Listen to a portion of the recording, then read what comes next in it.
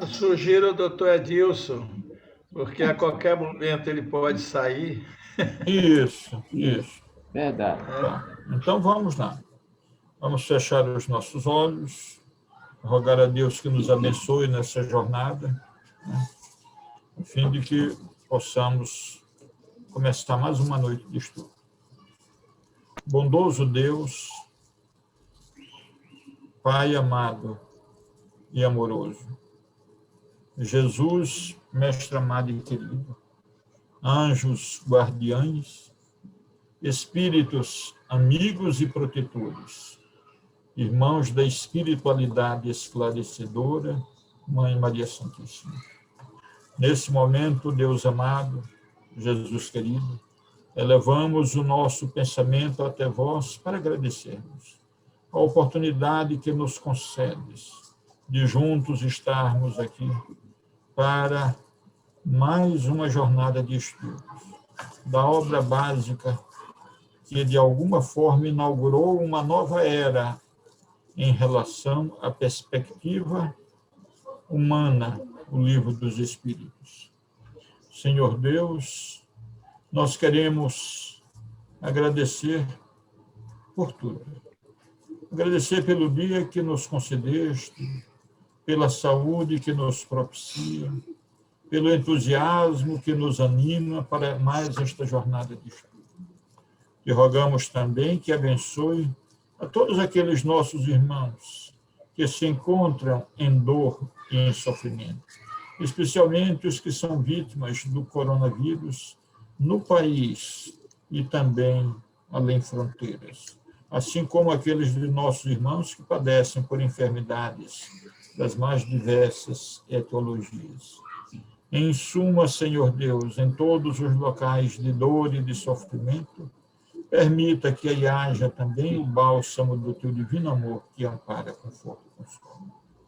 Senhor Jesus, dissestes aos vossos discípulos que quando houvessem duas ou mais pessoas reunidas em teu nome, aí tu estarias.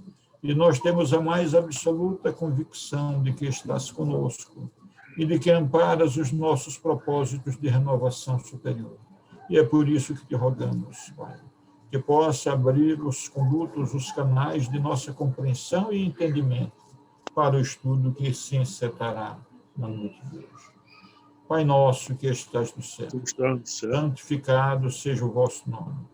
Venha a nós o vosso reino e seja feita a vossa vontade, assim na terra como no céu. O pão nosso de cada dia nos dai hoje. Perdoai-nos, Senhor, as nossas ofensas, assim como nós perdoamos a quem nos tem ofendido. E não nos deixeis cair em novas tentações, mas livrai-nos de todos os males, Senhor, porque o vosso é o poder, a bondade, a misericórdia, a justiça, o amor eterno. E assim, Deus amado, Jesus, Mestre querido, neste estado de alma, nós os pedimos permissão para darmos por iniciado mais uma noite de estudos e reflexões acerca do Livro dos Espíritos, e rogando que o anjo bendito de tua paz esteja em nossos corações, nos ampare, nos conforte, nos console e proteja, hoje, Senhor, agora e sempre, Pai amado. Que assim seja, Jesus. Assim seja. Assim seja. Olá, nobre. Bom, meus amigos, vamos à leitura. Hoje vamos iniciar com a questão 754. Kardec pergunta aos espíritos o seguinte: a crueldade não derivará da carência de senso moral? Resposta: dize da falta de desenvolvimento do senso moral. Não digas da carência, porquanto o senso moral existe como princípio em todos os homens. É esse senso moral que dos seres cruéis fará mais tarde seres bons e humanos. Ele, pois, existe no selvagem, mas como princípio do perfume no germe da flor que ainda não desabrochou. Bem, por mais que o ser humano seja cruel, a gente sempre retorna àquela questão do Livro dos Espíritos, 621, onde está escrita a lei divina. Resposta: na consciência. E tanto o ser civilizado quanto o ser primitivo, todos nós temos em nossa consciência inscrita a lei divina. Nós podemos praticar a maldade, a crueldade que quisermos. No entanto, este senso moral, que é a lei divina que está em nós, ela uma hora vai se manifestar e a gente vai mudar de situação. Nós vamos mudar de demônios a anjos. Mas, logicamente, esta mudança vai se dar gradativamente, dia após dia, ano após ano, século após século, milênio após milênio, até que nós nos desliguemos totalmente da fieira do mal, ou seja, da influência negativa do mal. Graças a Deus, né? Esta lei divina que está incutida em nós, de alguma forma vai dar um empurrãozinho para que a gente chegue mais cedo ou mais tarde à perfeição. E isso ninguém vai escapar, porque a perfeição é uma fatalidade que está inserida em todo ser humano na face da Terra ou fora dela. Comentário de Kardec. Em estado rudimentar ou latente, todas as faculdades existem no homem. Desenvolvem-se conforme lhes sejam mais ou menos favoráveis as circunstâncias. O desenvolvimento excessivo de umas detém ou neutraliza o das outras.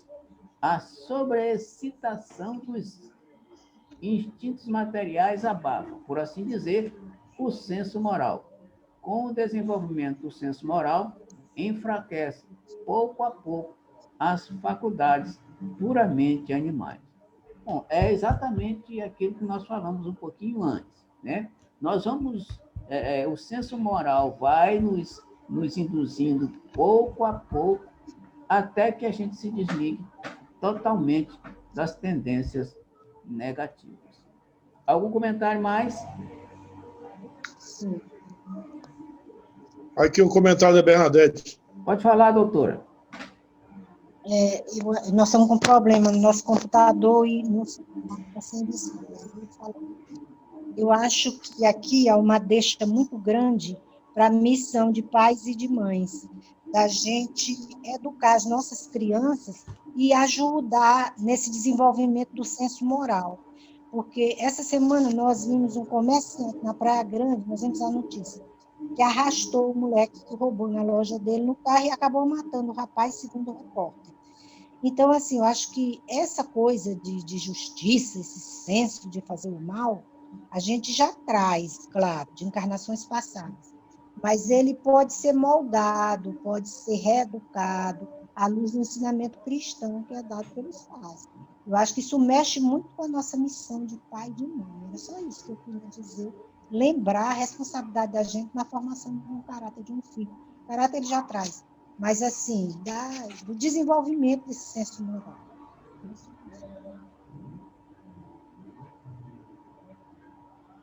Muito bem. Mais alguém?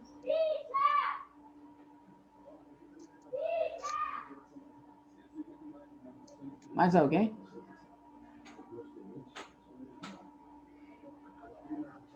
Algum problema aí no aparelho, Urbano? Sim. Rapaz, o computador não está funcionando e o celular só aparece o teu rosto e o que está escrito. Ok. Mas eu estou te ouvindo. Certo. A doutora ainda vai falar? Continua, pode continuar. Se a doutora quiser. Não.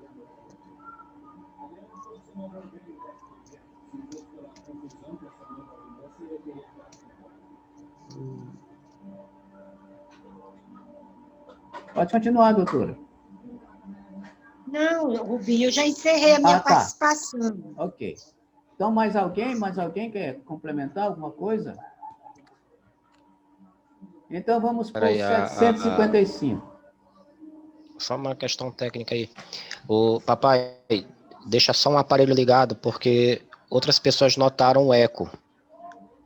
Quando tem dois aparelhos ligados próximos, dá eco. É como se fosse uma... É tipo uma microfonia. E o meu notebook não está nem desligando. Eu estou usando o celular. Tá ok. Meus queridos amigos, desculpem, eu lhes pergunto. Continuou porque simplesmente caiu aqui, eu não sei se foi minha internet. Não, tá tendo apagão na cidade. Ah, tá. Ok. Por isso. Mas paramos por alguns instantes? Não, foi só a sua região. É porque tá tendo apagão. Eu estou ouvindo Edilson. Foi só aí, Edilson. Ah, tá. Foi só aí, Edilson. Tudo bem, então. Estou de retorno, então. Então, vamos continuar. Questão 755. Como pode dar-se que no seio da mais adiantada civilização se encontrem seres, às vezes, tão cruéis quanto os selvagens? Resposta. Do mesmo modo que numa árvore carregada de bons frutos se encontram verdadeiros abortos. São, se quiseres, selvagens que da civilização só tem o exterior, lobos extraviados em meio de cordeiros, espíritos de ordem inferior e muito atrasados, podem encarnar entre homens adiantados na esperança de também se adiantarem. Mas, desde que a prova é por demais pesada, predomina a natureza primitiva. Então, alguns elementos que a gente percebe um extremo de crueldade ainda são espíritos extremamente primitivos, extremamente inferiorizados, que têm a oportunidade de, ao reencarnarem no nosso meio, de evoluir um pouquinho mais, ou de o senso moral lhe dar uma outra visão daquilo que é a vida, daquilo que é a espiritualidade. Mas, muitas vezes, este senso moral, aliás, a natureza primitiva ainda predomina e ele continua ainda praticando os mais indignos atos de crueldade. E a gente, logicamente, fica extasiado, fica impressionado com alguns companheiros em pleno século XXI praticarem todo tipo de crueldade possível. Então, a gente tem a explicação de por que estas coisas acontecem. Até porque o nosso planeta ainda está, não passou ainda, pessoal, ainda está na fase de expiações de provas e está apenas iniciando, né, a fase de regeneração. Então, como predomina o mal no nosso planeta, aí a coisa, né, tem que acontecer por conta desta inferioridade do planeta e, logicamente, dos habitantes do planeta. Mas agora, diga. A oportunidade que é dada, por exemplo, aos índios, né? Aos silvícolas brasileiros, né? Que aqui, quando na descoberta do Brasil, se eu não me engano, tinha mais ou menos 5 milhões de índios. E Deus deu a oportunidade para eles deles sobreviverem aqui e crescerem certamente, né? Pela evolução deles e do próprio brasileiro. O que se viu foi a dizimação da maioria desses índios Hoje você vê poucas tribos no Brasil. Então, aí eu pergunto, onde é que está o amor absoluto a esses índios, se não foi dado a eles, pelo ser humano, a oportunidade deles sobreviverem uma quantidade maior, e sim na morte? Rubinho, então, será que é mais um karma desses índios de serem dizimados? Urbano, é o seguinte. É uma pergunta, Rubinho. Oi? É o seguinte. Esses índios, quando estavam aqui, veio um pessoal dito civilizado para cá e colonizaram o país, né? Colonizaram o país. E eles, com a civilização, dizimaram os índios. Isso significando para nós que eles não eram tão evoluídos, tão civilizados assim. Porque civilização, de acordo com o que a gente está estudando, não significa dizer evolução. Né? Não significa evolução. E como eles eram civilizados, mas ainda não evoluídos, eles fizeram o que fizeram com o povo indígena do nosso Brasil inicial, Brasil colônia. E por isso, né, por isso que a gente hoje não tem muitos povos. Além do mais, pode ser também que os índios deveriam passar por aquilo a fim de evoluírem. E na próxima ou nas próximas encarnações de lá para cá, eles já estão civilizados como nós, no nosso meio, que agora não são mais índios, já passaram por encarnação indígena, já estão aqui. A gente sabe, a gente estudou, a gente está estudando nesse livro, que as calamidades, né, as tsunamis, repetindo, as pandemias, que a gente imagina que é o mal, na verdade, é simplesmente algo que vem dar um impulso maior na evolução. E isso, com certeza, aconteceu com os nossos índios urbanos. Eles foram dizimados, mas essa dizimação, entre aspas, não foi mal, não foi má, aliás, porque ela foi um elemento de impulsioná-los a evoluir com mais rapidez. Na reunião passada, a gente viu isso. Está lembrado? Pois é. Estou lembrado. Está lembrado. Então, tudo que a gente vê, que a gente pode imaginar que seja algo negativo, não, é porque a gente está vendo apenas a parte material da coisa, Urbano. Se a gente não olhar só o lado material, a gente vai perceber que por trás daquele aparente mal, nós vamos encontrar muitas coisas positivas. E isso, quem permite isso é o Deus Todo-Poderoso, que ele sabe o que é bom para nós, e às vezes o que é bom para nós é uma pandemia, uma dizimação, um tsunami, uma queda de avião, um desastre aéreo, um desastre terrestre, um naufragamento, etc, etc. À primeira vista, a gente acha que é ruim. Mas, no fundo, a gente já aprendeu nesta doutrina, e principalmente neste livro que a gente está estudando, que não existe mal. O mal é apenas aparente. E esse mal vai redundar no bem. Beleza, meu irmão?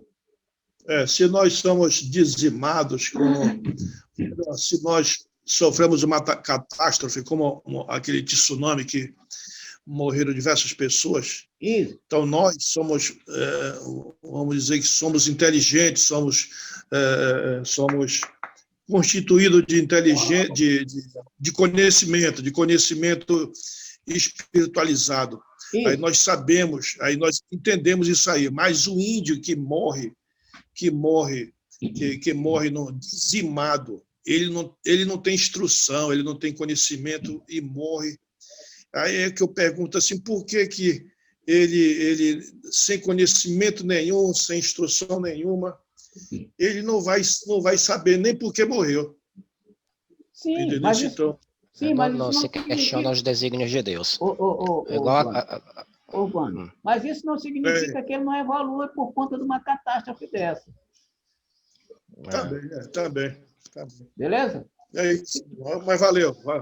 Beleza? Vamos para frente. Valeu. Bom, mais alguém quer perguntar ou quer complementar? Então, vamos adiante. 756. A sociedade dos homens de bem se verá algum dia expurgada dos seres malfazejos? Resposta. A humanidade progride.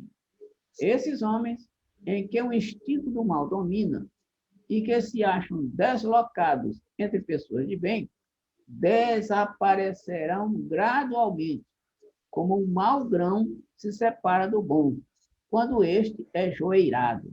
Mas desaparecerão para renascer sobre outros invólucros. Como então terão mais experiência, compreenderão melhor o bem e o mal. Tens disso um exemplo nas plantas e nos animais que o homem ha conseguido aperfeiçoar, desenvolvendo neles qualidades novas. Pois bem, só ao cabo de muitas gerações, o desenvolvimento se torna completo. É a imagem das diversas existências do homem. Bom, aqui ele está dizendo o seguinte: se o pessoal do mal vai sair de perto do pessoal do bem, lógico, vai haver um momento em que o pessoal que pratica ainda o mal não vai conseguir mais ter acesso àqueles que praticam o bem, simplesmente porque eles serão deslocados. Quero exemplo? No tsunami, nas pandemias, nos terremotos, nos maremotos, alguns espíritos ainda imperfeitos são varridos da terra para ir para um outro local. Ou seja, é uma espécie de seleção joio e trigo. Por quê? Porque o óleo não se mistura com a água. E vai haver tempo em que eles se sentirão deslocados. O nível de vibração deles não condiz com o nível vibracional do planeta. E aí, eles serão expurgados, serão separados. E eles irão para um outro local, ou irão para um outro planeta, onde o sofrimento será muito maior para eles. Faz algum comentário? Alguma pergunta? Muito bem. Duelo. Vamos entrar agora no assunto duelo. 757. Pode-se considerar o duelo como um caso de legítima defesa? Lá vem a história da legítima defesa aí, pessoal. Lá vem a história da legítima defesa. Resposta. Não.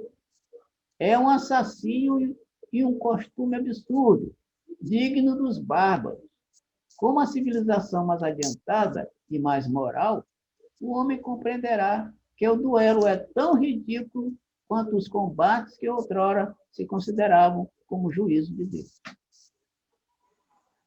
Aquele duelo que a gente vê muito em filmes, ou que a gente via em filmes, para lavar a honra, não sei de quem, para defender a honra, não sei de quê, é só simplesmente, né, assassinato. Sim. É apenas assassinato. E os espíritos estão dizendo que isso é digno dos bárbaros, significando dizer para nós E esse tipo de elemento são elementos ainda inferiorizados, que usam combate, que usam duelo para né, uma situação, digamos, de honra, de lavar a honra, ou coisa parecida. Então, o duelo, como qualquer outro tipo de coisa, por exemplo, combate, guerra, etc., são assassinatos. Ou seja, são coisas que não estão de acordo com a lei divina. Mais alguém? 758. Poder-se-á considerar o duelo como um assassínio por parte daquele que, conhecendo a sua própria fraqueza, tem a quase certeza de que sucumbirá? Resposta: é um suicídio. O camarada que se mete a fazer um duelo sabendo que vai perder, é suicídio. Ou seja, a intenção dele é morrer. E né, sabendo que ele vai perder, está se suicidando. Ele não tem nenhuma chance, é suicídio. Não é verdade? É suicídio. 758A. E quando as probabilidades são as mesmas para ambos os duelistas, haverá assassínio ou suicídio? Resposta: uma coisa e outra. Uma coisa e outra. Tanto assassinato de quem conseguiu vencer a batalha, quanto o suicídio de quem morreu. Uma coisa e outra. Comentários de Kardec com relação à questão. Em todos os casos, mesmo quando as probabilidades são idênticas para ambos os combatentes, o duelista incorre em culpa. Primeiro, porque atenta friamente e de propósito deliberado contra a vida de seu semelhante. E segundo, porque expõe inutilmente a sua própria vida sem proveito para ninguém. Então, erro duplo.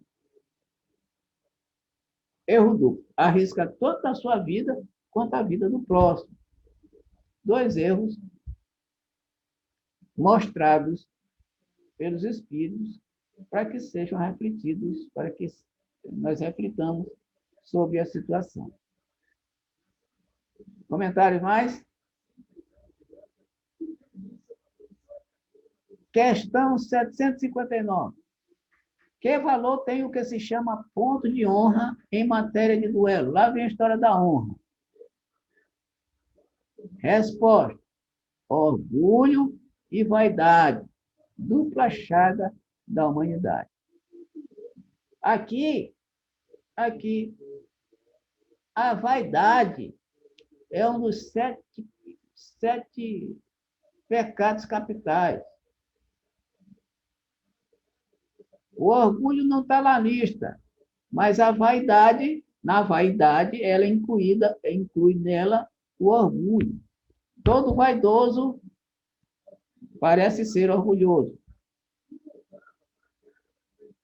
Então, o orgulho e a vaidade são dois elementos terríveis contra a humanidade.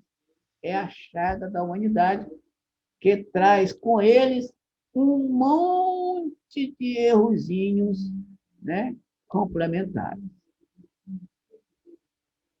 759A.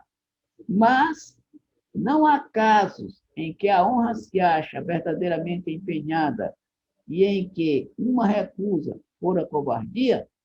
Resposta: isso depende dos usos e costumes.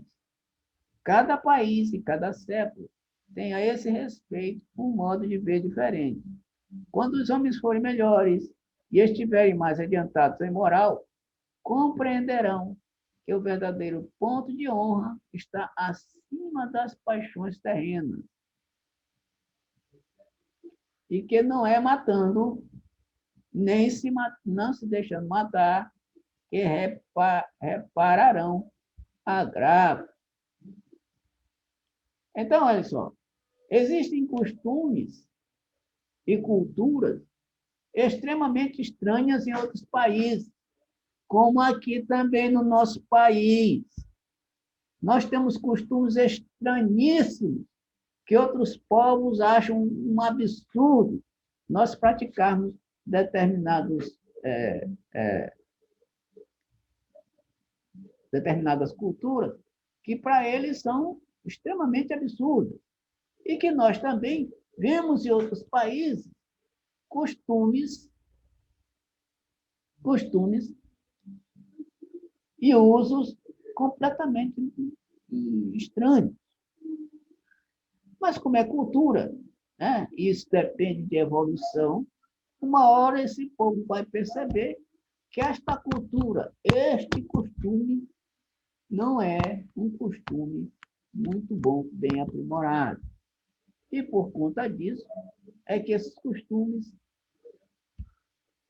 estes usos, estas culturas são modificadas com o tempo, porque o homem, à medida que evolui, ele vai mudando também os seus costumes, vai diferenciando os seus costumes.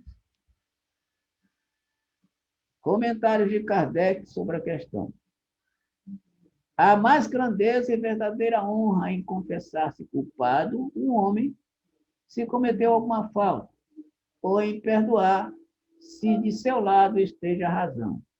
E, qualquer que seja o caso, em desprezar os insultos que o não podem atingir. Bom, para que um homem, aliás, para que um país tenha o costume de duelar, é porque lá, nesse país, não é acostumado a pedir perdão nem perdoar. E aí, para que isso seja realmente resolvido, é necessário o pedir perdão e o perdoar. Porque senão o costume vai começar sempre do mesmo jeito.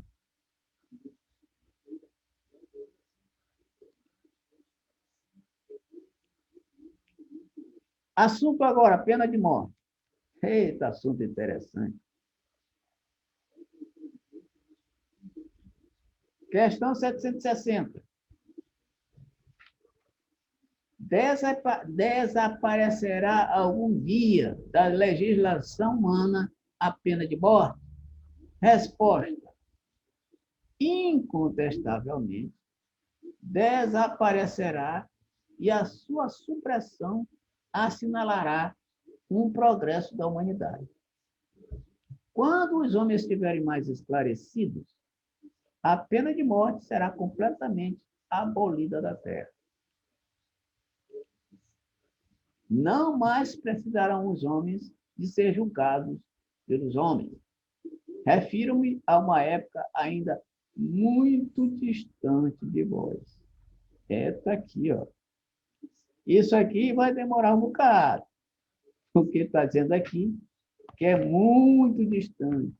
Isso vai acabar, mas não vai ser agora. Vai demorar um bocado, a fim de que os homens percebam que o julgamento do próximo não é coisa da lei divina, é coisa justamente da lei humana. Comentários de Kardec. Sem dúvida, o progresso social ainda muito deixa a desejar. Mas seria injusto para com a sociedade moderna quem não visse um progresso nas restrições postas à pena de morte, no seio dos povos mais adiantados. E a natureza dos crimes, a que a sua aplicação se acha limitada. Se compararmos as garantias de que, entre esses mesmos povos, a justiça procura cercar o acusado, a humanidade de que usa para com ele, mesmo quando o conhece culpado, com o que se praticava em tempos que ainda não vão muito longe, não poderemos negar o avanço do gênero humano na senda do progresso. Lógico, ele está dizendo aqui que, gradativamente, a nossa sociedade vai evoluindo aos poucos e estes costumes, que são costumes bárbaros, eles serão esquecidos. Na Bíblia, a gente vê no Antigo Testamento várias passagens sobre a pena de morte. Adultério, né? Homossexualismo, assassinato, etc, etc. A gente vê lá. E tem gente que diz que quem instituiu a pena de morte foi Deus. E eles se baseiam na Bíblia para demonstrar que Deus instituiu a pena de morte. Olha o contrassenso. Olha, como é que Deus pode ter instituído a pena de morte se lá no Monte Sinai Moisés recebe os 10 mandamentos e entre estes 10 mandamentos diz assim: não matarás. Seria um contrassenso? Um contrassenso. Deus mandar matar se o mandamento é não mandar matar. Que Deus mais contraditório seria esse? É porque esse Deus que está lá no Antigo Testamento é um Deus criado por Moisés. Muita gente ainda não percebeu, não, que o Deus cruel, vingativo, sanguinário, que existe lá no Antigo Testamento, é um Deus criado por Moisés para amedrontar um povo rebelde daquela época. Por isso eles dizem que quem instituiu a pena de morte foi Deus. Mas, na verdade, não foi Deus. Foi sim Moisés. Porque Deus disse, não matarás. E como Deus é bom e justo, ele não poderia se contradizer, meus amigos. Mais algum comentário? Alguma pergunta? Então, vamos continuar. Questão 761. A lei de conservação dá ao homem o direito de preservar sua vida. Não usará ele desse direito quando elimina da sociedade um membro perigoso? Que boa pergunta. Resposta. Há outros meios dele se preservar do perigo, que não matando. Além do mais, é preciso abrir e não fechar ao criminoso a porta do arrependimento. Aqui também, os espíritos são contra a pena de morte. Ora, se os espíritos são contra a pena de morte, os espíritas não poderiam ser diferentes. Se os espíritos são contra a pena de morte, nós que estudamos a doutrina espírita temos a obrigação, né, e senso moral de sermos contra a pena de morte. Mas este assunto é uma campanha permanente da FEB, não à pena de morte, não à eutanásia, não ao suicídio e não ao aborto. São três situações em que a Federação Espírita Brasileira tem campanha permanente. E, logicamente, nós espíritas também temos obrigação de ser contra a pena de morte, contra a eutanásia, contra o suicídio e contra o aborto. Algum comentário mais? Alguma pergunta? Algum complemento?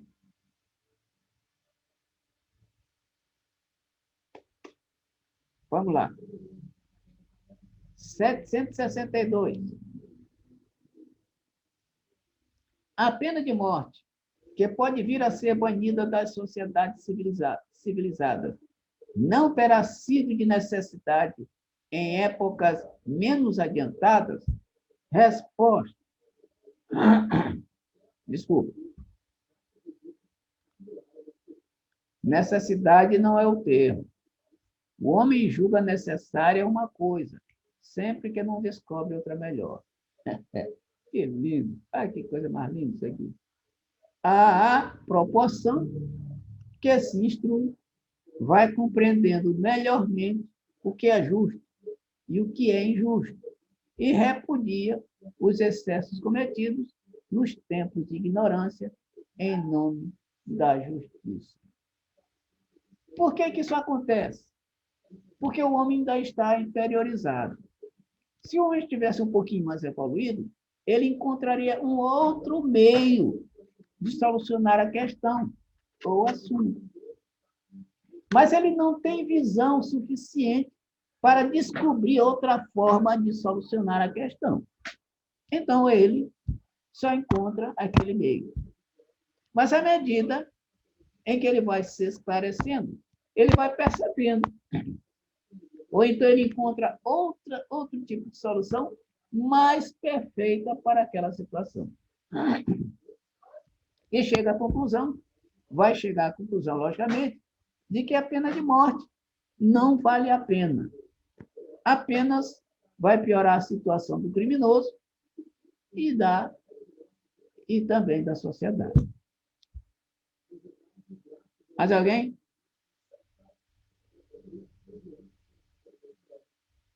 (763) Será um indício de progresso da civilização a restrição dos casos em que se aplica a pena de morte? Resposta. Podes duvidar disso?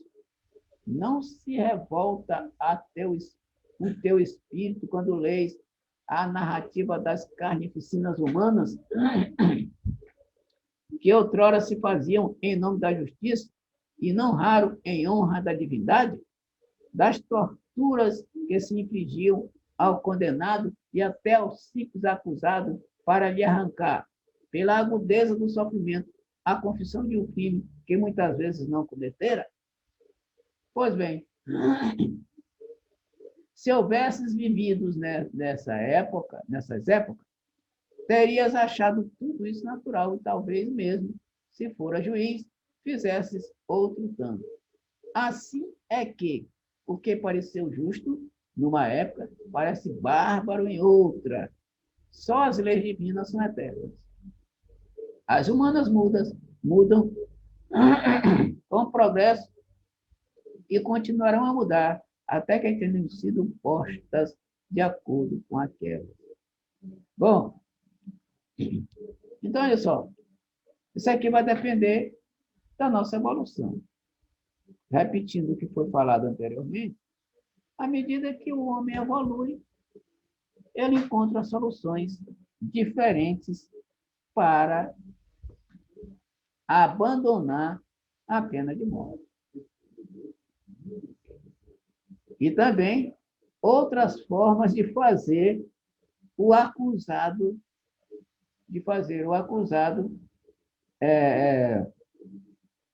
confessar determinado delito ou não.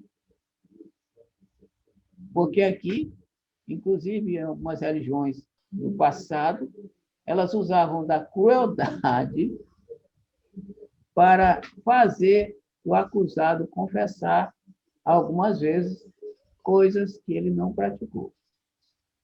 Rubens, Diga. essa parte aí me chamou a atenção, porque dentro da corporação existe, né? Uhum. Existe. E se não existir, a pessoa não vai pagar pelo crime dele. Espera aí, então, eu fico até num dilema, porque a gente é espírita e tem que concordar com o que está aqui no aprendizado, né? Uhum. E a prática é uma situação assim e choca, né? Hum. Mas, André, tu falaste uma frase chocante. Que se não acontecer isso, ele não paga o que ele deve. Não é bem assim. Olha só. Não é bem assim. Nós não temos... Olha só, a gente está aprendendo bem aqui, André, que nós não temos o direito de tirar... Olha só. Não temos o direito da vida, de tirar a vida do acusado, mesmo que seja perigosíssimo. E isto deve ficar por conta da lei divina. Ele mais cedo ou mais tarde vai pagar. E não é a corporação, meu amigo André, que vai fazer esse papel. Porque quando a corporação faz este papel, ela está infringindo a lei divina, meu irmão.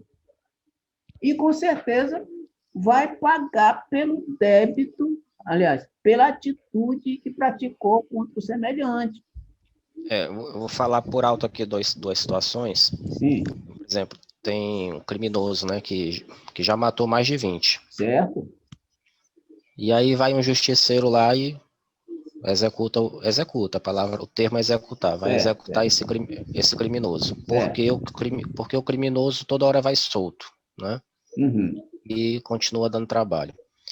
Um segundo caso recente foi um casal que bateu na filhinha até matar e enterrou no quintal, né? Certo. E para achar o corpo enterrado, né, teve que conversar com as boas maneiras com o casal, né? Certo.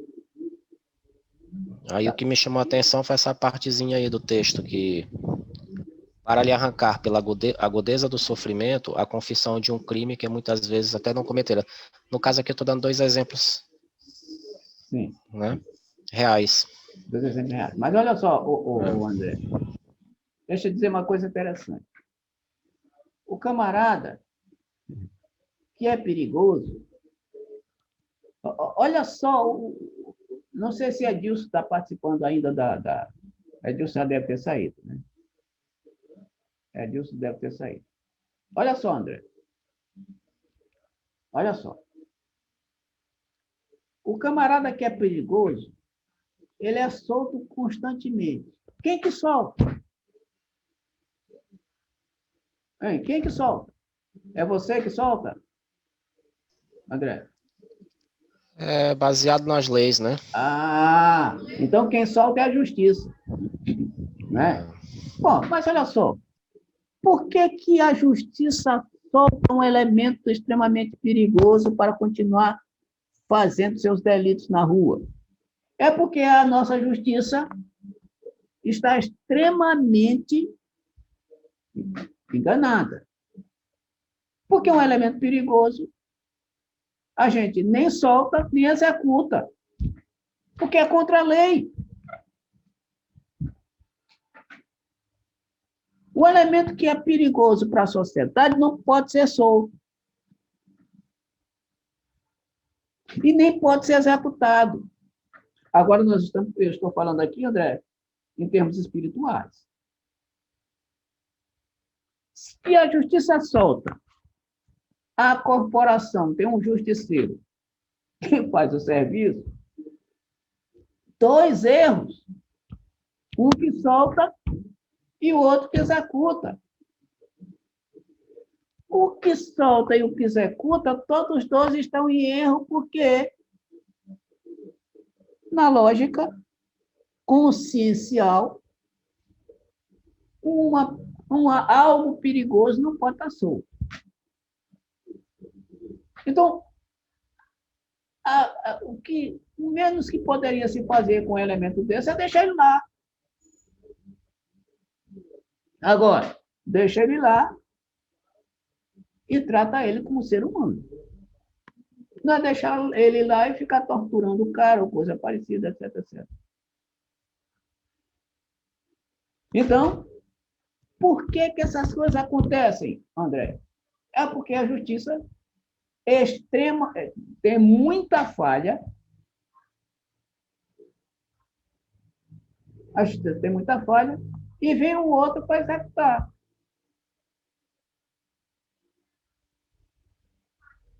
Se não existisse essa soltura, com certeza. Agora, eu não sei, eu não sou juiz, não entendo de leis, mas olha só, por que a justiça aqui? A justiça é algo, né? Top. Por que a justiça solta um elemento desse? Na minha concepção, não dá para entender. Resultado. A justiça solta esse elemento. Solta hoje, solta amanhã, solta hoje, solta amanhã, solta hoje, solta amanhã. De repente, por conta dessas crueldades, entre aspas, que esse elemento faz, alguém na rua, que é um homem de bem, acaba matando esse sujeito. E aí, o que vai acontecer? Vai complicar muito mais a situação dessa nossa sociedade, complicar a situação do criminoso, a situação de quem assassinou, a situação da justiça, etc, etc, etc. Vai ficar um bolo de erro, André. Um bolo.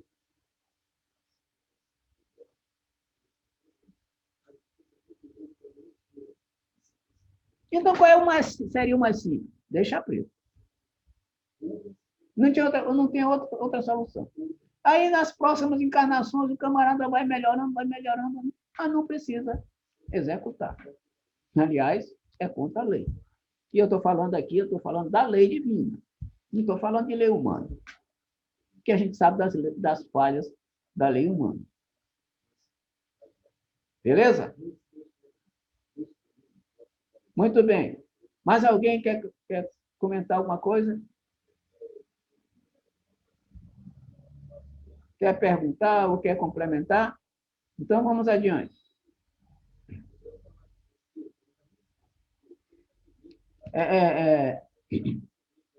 Tem alguém que poderia me ajudar nessa leitura? A garganta já está indo embora.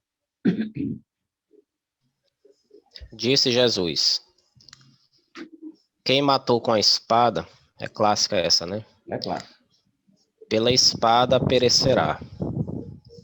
Estas palavras não consagram a pena de talião, e assim a morte dada ao assassino não constitui uma aplicação dessa pena?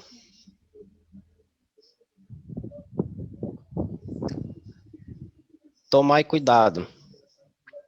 Muito vos tendes enganado a respeito dessas palavras, como acerca de outras.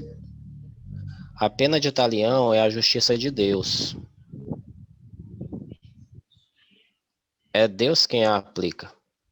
Todos vós sofreis essa pena a cada instante, pois que sois punidos naquilo em que haveis pecado, nesta existência ou em outra.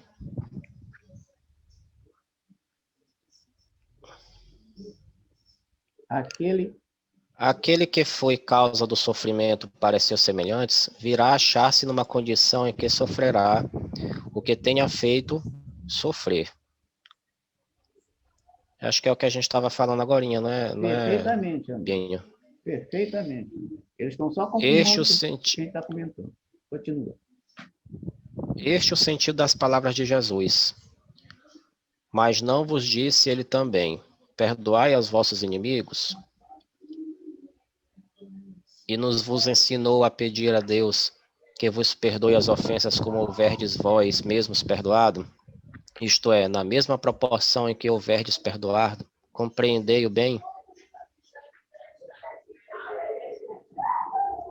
Aqui que coisa interessante, essa questão. Olha só. Vou voltar lá em cima. Volta lá em cima. Quem matou com a espada, pela espada perecerá. É impressionante como as pessoas percebem as coisas tudo de modo distorcido, meu caro André e companheiros restantes. Há muito tempo atrás, um artigo evangélico, que eu imprimi, deu 16 páginas, em que o autor escreveu um artigo exatamente comentando esta passagem de Jesus. Aquele que mata pela espada perecerá. Provando neste artigo por A mais B que estas palavras de Jesus estavam se referindo à pena de morte. Olha só, como é que pode uma pessoa dizer que Jesus é a favor da pena de morte com uma frase, se ele não entendeu o sentido da frase? Jesus foi extremamente bondoso. Falava da fraternidade, da caridade, do bem ao próximo, do ao perdão. Como é que Jesus poderia pregar a pena de morte? Além disso, quando trouxeram para ele a mulher adúltera, os escribas e fariseus trouxeram a mulher adúltera e disseram: Senhor, esta mulher foi surpreendida em adultério. A lei diz que dessas tais sejam apedrejadas até a morte. Que direis? Ou seja, perguntaram a Jesus qual seria o julgamento dele para com ela, porque a lei já havia julgado. E ele, Jesus, o que dizia? E a resposta de Jesus todo mundo sabe. Aquele que estiver sem pecado, atire a primeira pedra. Ora, se Jesus, diante da pecadora, não a acusou, quem seremos nós para acusar o nosso semelhante? Como é que Jesus poderia ser a favor da pena de morte só porque ele citou uma frase desse tipo? Isso significa dizer que o articulista não entendeu o que Jesus falou. E por conta disso e por conta de outras coisas, é que os evangélicos são a favor da pena de morte, meus amigos. Todos eles baseados no que diz a Bíblia. Mas a Bíblia prova que existe pena de morte. E a Bíblia também prova que não existe pena de morte. A Bíblia prova que não existe vida após a morte, mas a Bíblia também prova que existe vida após a morte. E qual dessas a gente fica? Como as pessoas de outras religiões, eles pegam aquilo que lhe convém, as passagens que lhe convém, aí eles pegam a passagem e, diante desta passagem, eles transformam aquela passagem de acordo com a sua ideia, de acordo com o seu pensamento. Por isso que ele diz aqui: tomai cuidado, muito vos tendes enganado a respeito destas palavras como acerca de outras. Ou seja, todo mundo interpreta a Bíblia à sua maneira. Ou seja, a Bíblia à moda da casa. Tem um livro espírita chamado A Bíblia à Moda da Casa, em que ele explica tudo isso, as interpretações desencontradas, só para condizer com as suas conveniências, meus amigos. Continua, André. Há mais alguém que quer comentar? Se não, continua. O que se deve pensar, essa aqui, né? Da pena de morte imposta em nome de Deus. E é tomar o homem o lugar de Deus na distribuição da justiça. A história aí remonta a isso, né? Isso. Os que assim procedem mostram quão longe estão de compreender Deus e que muito ainda têm que expiar. A pena de morte é um crime, quando aplicada em nome de Deus. E os que a impõem se sobrecarregam de outros tantos assassínios. Então, a pena de morte é um assassinato. E quem é responsável por esse assassinato? Quem executou e o Estado. André. Responsável pelo assassinato. Perdão. Oi? Perdão. Repete a pergunta? Então, quem é responsável por esse assassinato, pena de morte? É quem executa. Sim, é o Estado. E o Estado. Entendeu? Ou seja, esse Estado representado pelo seu governante e seus ministros, e pela lei, vão ter que arcar com as consequências desse desatino. O que ele está dizendo aqui? Os que assim procedem, ou seja, usam a pena de morte em nome de Deus, os que assim procedem mostram quão longe estão de compreender Deus e que muito ainda tem que expiar. Ou seja, estão longe de entender o verdadeiro sentido da palavra Deus e da palavra pena de morte, etc, etc. Estão longe. Como é que o camarada tem, sei lá, consegue conceber a pena de morte em nome de Deus?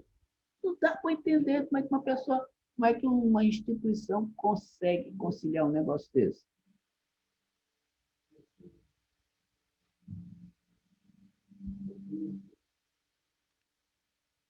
Continua, André. Mais alguém quer perguntar ou quer complementar? Se não, continua. Vamos lá.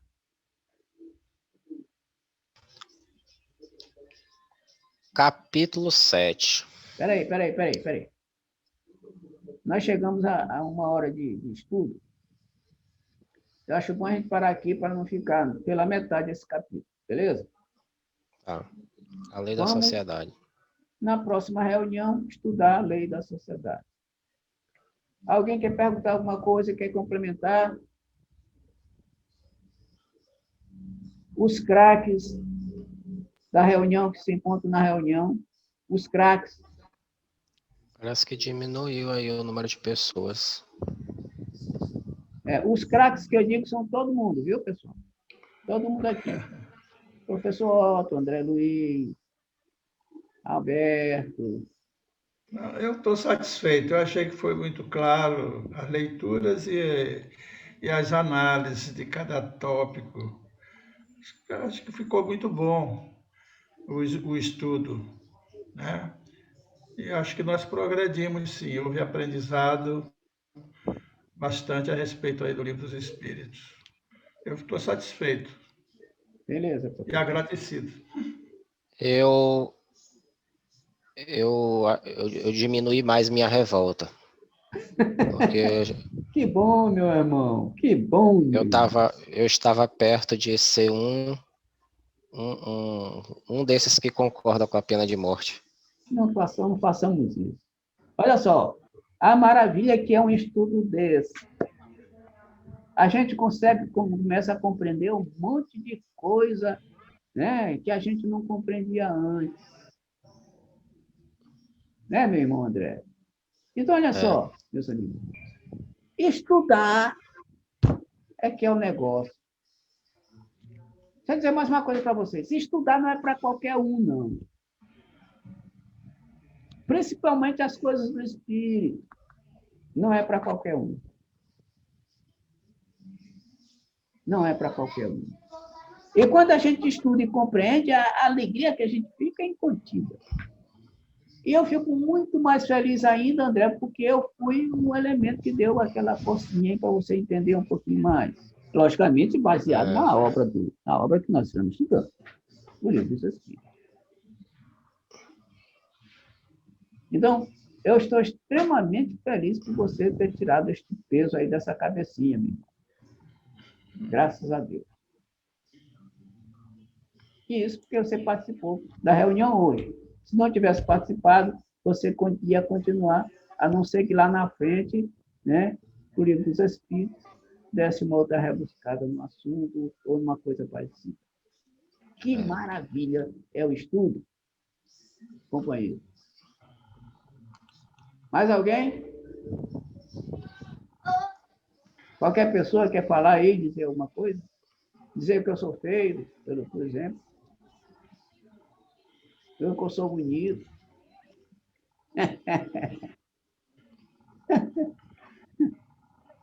Pois é. Acho que a gente pode encerrar, né, Rubens? Podemos encerrar. E eu pediria para alguém fazer a prece aí.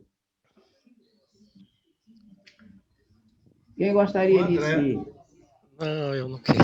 Eu queria assim. Oi? Queria que a oração fosse dedicada aí aos pais da Raquel, né? A Raquel está presente aí.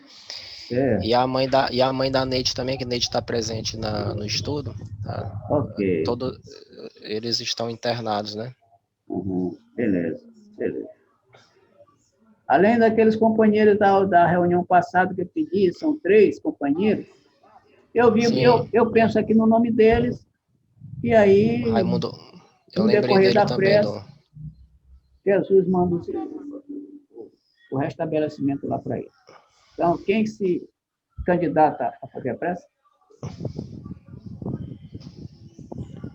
Rubem, acho que, desculpe, mas acho que você é o escolhido de hoje, até porque se lembra do nome das 3 pessoas que nós temos que colocar nas nossas orações, né?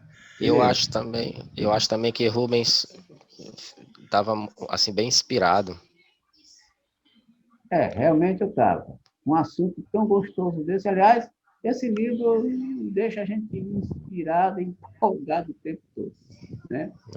Geralmente vocês me veem empolgado com esse estudo. Amém, graças a Deus. Então vamos lá, fechar os olhos. Agradeço, André, aí, pelo incentivo, pelas palavras. Fechar os olhos para a gente encerrar nosso trabalho de hoje. Senhor Jesus, nós te agradecemos mais uma vez estarmos reunidos em teu nome.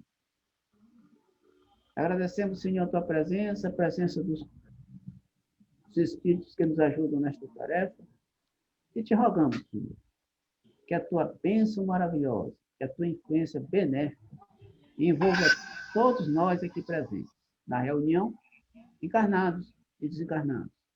Também aos companheiros que não puderam chegar na reunião aqui hoje, onde quer que eles se encontrem, onde quer que eles estejam, o que eles estiverem fazendo, Senhor, que eles sejam envolvidos com essa maravilhosa influência do teu Espírito iluminado e fortalecedor. Senhor, que essa influência também possa atingir os nossos lares, as nossas casas, os nossos parentes, encarnados e desencarnados, os nossos amigos, os nossos vizinhos, todos aqueles que nós consideramos, e, em consequência, Senhor, todas as pessoas do planeta Terra. Todos eles sejam envolvidos, Senhor, na tua bênção e na tua paz. Sendo assim, Senhor Jesus, nesse estado de paz, harmonia e tranquilidade, pedimos a permissão para dar por encerrado o trabalho de estudo do Livro dos Espíritos da noite de hoje, rogando que a tua bênção e a tua paz iluminem os nossos corações e nos acompanhem hoje, agora, amanhã e sempre. Que assim seja. Companheiros, obrigado aí pela atenção. Muita paz para vocês. Também. Bom Boa final de semana. noite. Aliás, bom resto de noite. semana até no sábado. Boa noite a todos. Boa noite Boa a noite. todos.